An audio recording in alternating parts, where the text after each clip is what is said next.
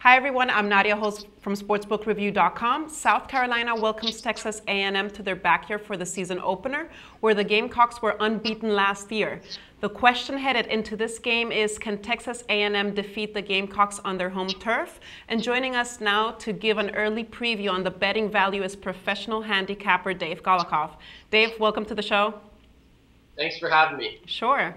Okay, so starting with the point spread, it's no surprise that the South Carolina is favored by 10 points.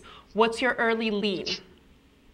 My early lean would be closer to Texas A&M, I would think. I don't think A&M wins this game, but I think it's a lot of points to lay with a South Carolina team that we don't know a whole lot about. Of course, we know even less about Texas A&M. A lot of roster turnover on both sides, but I think it's still a little bit too much for me to lay on South Carolina in this spot. I think this is more of an even matchup than the betting line would indicate.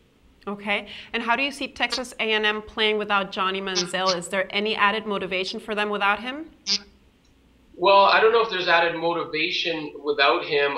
Maybe there is actually. I don't know how big of an arrogant superstar he was on that team. Maybe they want to show that, hey, we're more than just him. But keep in mind, they also lost Mike Evans, who was a first-round pick wide receiver. They lost Manziel, of course, who I think many would say was, the engine that made that team go last year. And then beyond that, you have to take a look at the losses on defense. This was, a horrible defense last year to begin with. Going to be without 3 players now, 2 dismissed, 1 injured. You start to add it up, and a very thin defensive team just got thinner in terms of depth. So I think they're going to have a tough time winning this game, especially because that defense, because South Carolina has such an experienced offensive line. I think they're going to be able to run the ball at will. But I also don't think that it's going to be a blowout. I think that Texas A&M and their offense will do enough to keep this within 10.5 points. Okay, and the game totaled open at 56 and has risen a whole point to 57. Where do you see this number settling before kickoff? Yeah, I agree with the Sharps there. I think it's going to continue to go up, in my opinion. Again, you take a look at the defensive losses on both sides. You got 3 guys gone for Texas A&M, as I mentioned.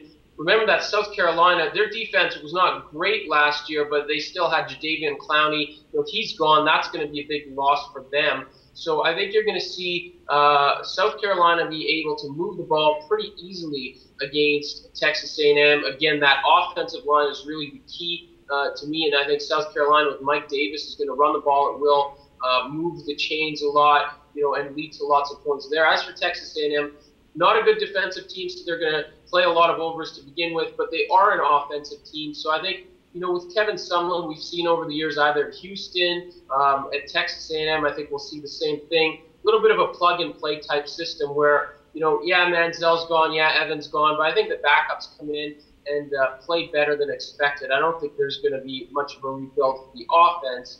So I think they're going to score. South Carolina's going to score. We're going to get an over, and I think we're going to see that over the total climb as we get closer to game time.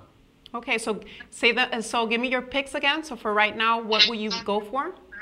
So I would shade towards the over if we're playing the total, and I do like South Carolina to win the game, but I like Texas A&M plus the points. So hey, maybe there's a teaser in there. Knock it down to something like South Carolina -3.5 if you like, or maybe -3 if you can get it. And I like the over, so you can knock that total down by a touchdown as well.